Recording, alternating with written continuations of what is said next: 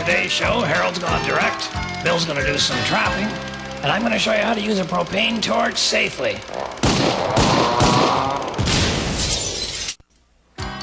Now here's a man whose heart is big as all outdoors, and his other internal organs are just as enormous. The star of our show, Mr. Red Green.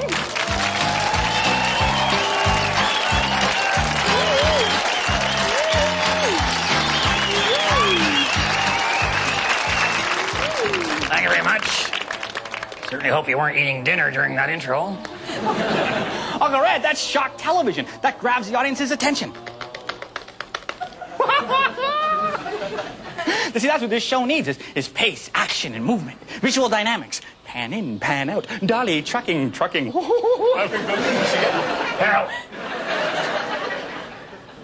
Speaking of action and trucking, Moose Thompson decided to wash his truck this week, and he likes to use Possum Lake water because we got so much soap residue in there it makes its own suds.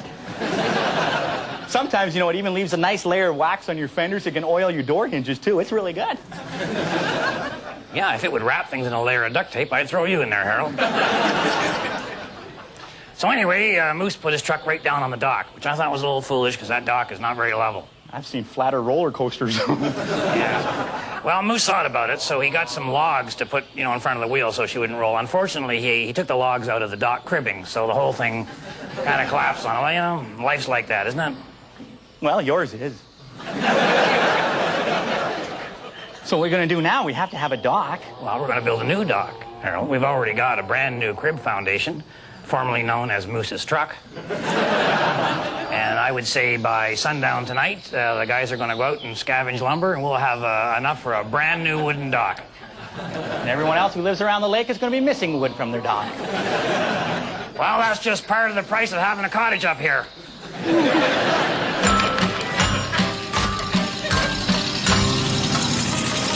When the night gets lonely and the road seems long, it's good for your soul to just burst out in song. And the lousier the singer, the louder the song.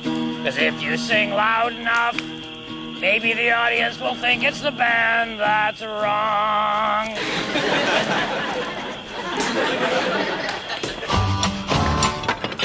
This week on Handyman Corner, we're going to show you what you can do with all that copper pipe and stuff you got leaning up against the house since that time the bathroom blew up when we showed you how to clean ceramic tiles with nitroglycerin. Now, with most of the projects up here at the lodge, the key is never throw anything out, which is also a philosophy that saves a lot of marriages. If you don't happen to have any copper pipe at your place, surely there must be a construction site nearby. And remember, the moon doesn't shine every night. Talk is cheap. Let's build. Step one is you got to take all the pipes apart and get all the fittings off them and so on. So you got to heat them up to do that. And I suggest you use one of these household propane units. Turn her up full, get the flame really going on her there. But I'm going to use the slow way and heat this all up. The idea is you're going to melt all the solder in there and she'll just pop apart on you. And, oh boy. No. Oh, no problem. Harold, call the fire department. Hopefully by the time they get here, it'll be worth coming. All right, so now we just take the pipe. I should say the red hot pipe. And we drop that into water. And by the time that thing hits the water, those joints will just pop right open like sunfish on a tennis racket. Oh, boy. Okay, maybe we should let that just cool down a tad before we popped it in there. All right, this is going to take a little while, so why don't we just get on with the show, and I'm going to come back a little bit later. I'm going to show you how to make all of this pipe into a really unusual chair. And don't worry, I'll get these fittings apart.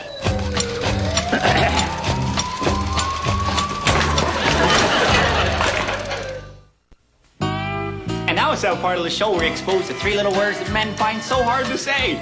I don't know. And here to prove that point on the expert portion of the show is, of course, my Uncle Red and his good friend, Mr. Glenn Braxton.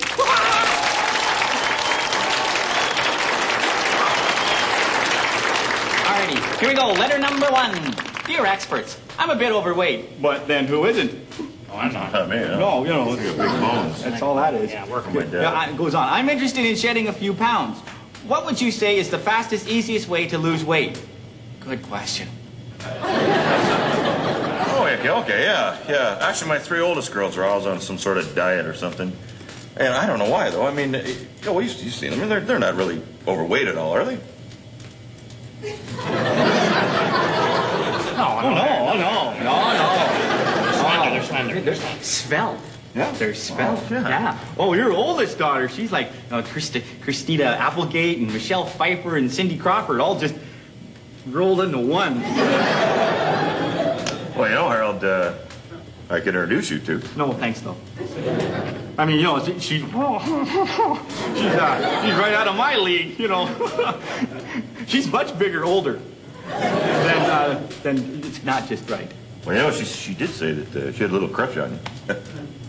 Oh, yeah? Yeah. A crush, Harold. Think about it. Oh, all right, Mr. Bryson, what about the diets you were saying? Oh, yeah, right. My motto is watch what you eat, you know? What I mean is, well, you gotta cut out things. You gotta cut out cookies, you gotta cut out ice cream, you gotta cut out Danish pastry, pies. Pies, you know those pumpkin pies, you know, right around Thanksgiving, they're loaded up with whipped cream, you know, and they're just nice ones. But they're just right there at the dinner table. And they got a cherry on it, you know? A cherry crumble pie. My oldest daughter, Lisa, makes this cherry crumble pie, I swear. It's that thick, and it's got just stuff falling off the top of it. And you're just looking at it, and man, it's just... Oh.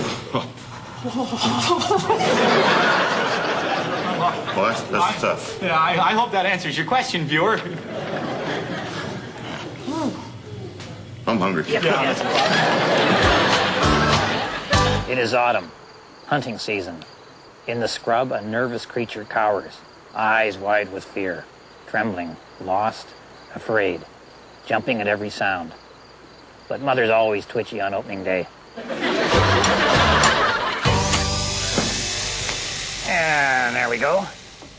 Now, she's probably going to leak a little bit, you know, but it's a lawn chair, so it just becomes a lawn chair / sprinkler.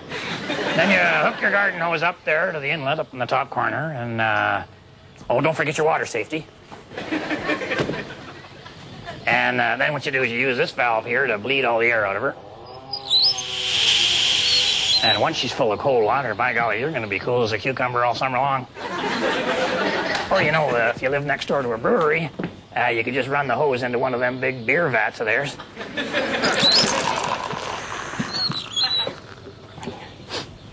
I'm Prozac. This is living.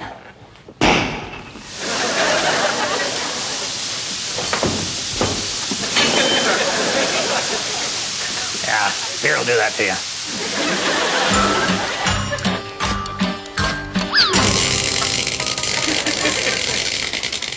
Oops. Buzz? Oh, Red, man, how's it going? Not bad. I need some 6-inch spikes for building the new dock, and Harold here has run the possum van right out of gas, which means I can't get any until I have some. When is somebody around here going to have the brains to put the gas station at the bottom of the hill? Well, that's no sweat, man, because, like, I can fly you into town. Oh, would you do that for me, Buzz? Hey, Red, you know me. All I need to fly is a good excuse. Yeah, and you need a pilot's license, too, right? Not if you got a really good excuse. Like, if the cops pull us over, we'll just tell them, like, your wife's going into labor or something and she's having, like, triplets or something. But before we go, you gotta help me install my new control panel. Okay? Oh. So here, hold this. Yeah, all right. I need 4 holes here, you see? Yeah, I need... yeah. Whoa, man. I need one for the Buzz, compass. I don't know. Oh.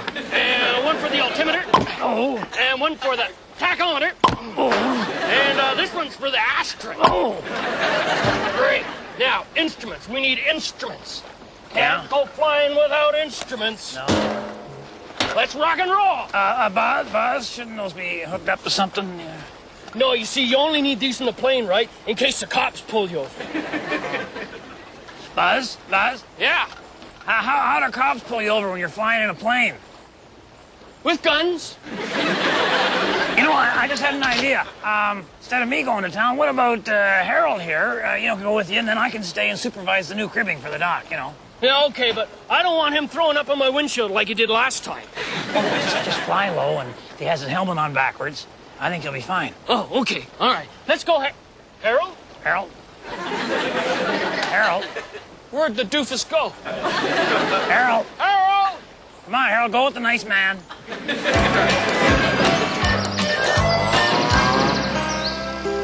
Well, our new dock is up, and we got a whole lot of wood left over. Mind you, there isn't a telephone pole or a railway tie within 20 miles of the lodge. And Stinky Peterson was going over to that construction site across the street, while the guys were on lunch. He's going to try and get some planks, for the top of the dock. But I think the foreman kind of knew he was coming because he'd put an 8-foot fence around the whole yard. So now the dock is 8 feet wide. And we got enough wood left over to build ourselves a pier, a wharf, and a jetty. Excuse me, Uncle Red, but aren't those just fancy names for, dock? Yeah, but we already have a dock. Actually, that's kind of dumb. We don't need any more docking. We only have 3.5 boats. Uncle Red, I know what we can do with the extra wood. I know what we can do. You know what we can do? We could build a brand new television studio. That's what we could do. We could build a brand new television studio, and that way we could do the show properly. Right? Yeah, that's a good idea, Harold. Then we could hire a proper producer and director.